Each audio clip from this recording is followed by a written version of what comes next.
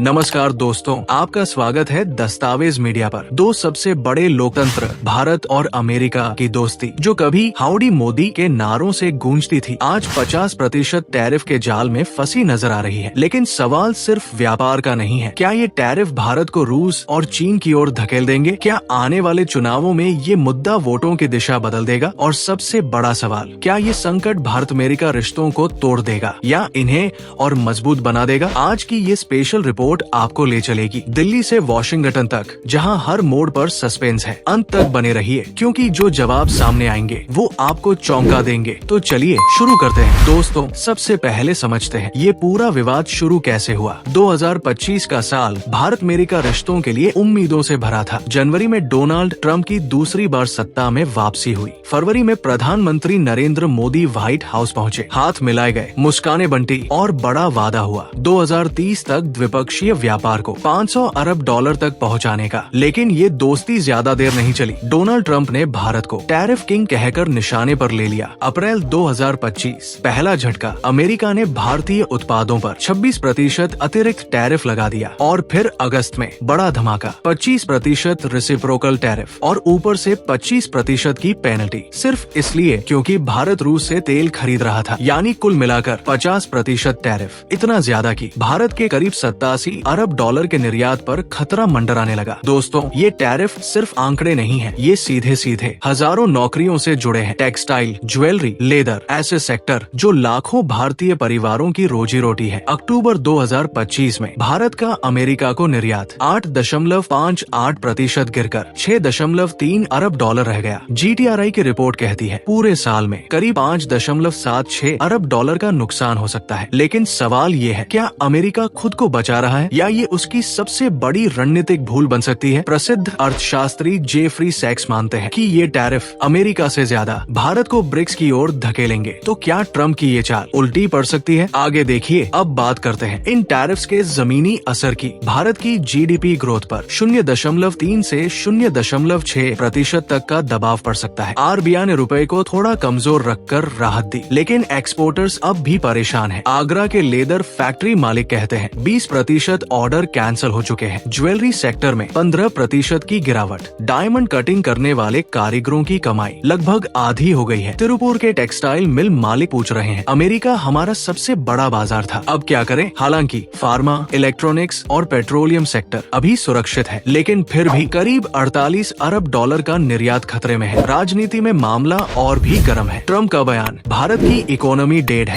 वरिष्ठ पत्रकार फरीद जकरिया कहते हैं ये दशकों की कूटनीतिक मेहनत को नुकसान पहुंचा सकता है। पूर्व अमेरिकी राजदूत केनेथ जस्टर के मुताबिक दिल्ली में नाराजगी है, खासतौर पर तब जब ट्रंप ने भारत पाक सीज फायर का क्रेडिट लिया, जिसे भारत ने साफ खारिज कर दिया। अमेरिकी कांग्रेस में भी बहस तेज है। डेमोक्रेट सांसद पूछ रहे हैं, क्या ट्रंप वही राष्ट्रपति बनेंगे जिन्होंने भारत को खो दिया? वही रिपब्लिकन कहते हैं, भारत तेजी से बढ़ती अर्थव्यवस्था है, लेकिन लेवल प्लेइंग फील्ड जरूरी है। और भारत वो चुप नहीं बैठा, रूस से तेल भी लिया और अमेरिका से खरीद भी बढ़ाई। एक संतुलित लेकिन स्मार्ट रणनीति। डिप्लोमेटिक फ्रंट पर भी ड्रामा जारी रहा। मई 2025 कश्मीर अटैक के बाद भारत पाक के बीच 4 दिन का टकराव। अमेरिका की चुप्पी भारत को खली। इसके उलट पाकिस्तान के साथ टैरिफ में नरमी। भारत को लगा जैसे भरोसे को झटका लगा हो। सितंबर में प्रधानमंत्री मोदी SCO समिट में पुतिन और शी जिनपिंग से मिले। क्या ये संकेत था स्ट्रैटेजिक ऑटोनॉमी का? हाल ही में 11 दिसंबर को मोदी ट्रम्प फोन कॉल। दोनों बोले रिश्ते मजबूत है, लेकिन ट्रम्प के ट्रेड एडवाइजर का बयान, भारत बहुत मुश्किल नट है। डिप्लोमेसी में ऐसे बयान भी संदेश होते हैं। अब बात व्यापार वार्ताओं की। फरवरी से अब तक 6 राउंड हो चुके हैं। अमेरिका चाहता है कृषि और डेयरी सेक्टर में एंट्री। भारत कहता है किसानों से समझौता नहीं। रिपोर्ट्स के मुताबिक अगर डील मार्च 2026 तक हुई तो टैरिफ 15 से 16% तक गिर सकते हैं। लेकिन अगर नहीं हुई, भारत पहले ही यूके से डील कर चुका है। EU, UAE और अन्य देशों से व्यापार बढ़ाया जा रहा है। GTRI रिपोर्ट कहती है अमेरिका को निर्यात घटा, लेकिन 24 दूसरे देशों में बढ़ा। तो दोस्तों, ये सिर्फ एक ट्रेड वॉर नहीं है, ये एक रणनीतिक मोड़ है जहां नुकसान भी है लेकिन नए मौके भी। क्या ये रिश्ता टूटेगा या पहले से ज्यादा मजबूत होकर उभरेगा? आपकी राय क्या है? कमेंट्स में जरूर बताइए। अगर आपको ये वीडियो पसंद आई हो तो लाइक कीजिए, शेयर कीजिए और दस्तावेज मीडिया को सब्सक्राइब जरूर कीजिए, क्योंकि यहाँ हर सच एक दस्तावेज होता है। मिलते हैं अगले एपिसोड में एक नए सच, एक नए दस्तावेज के साथ। तब तक अपना ख्याल रखिए।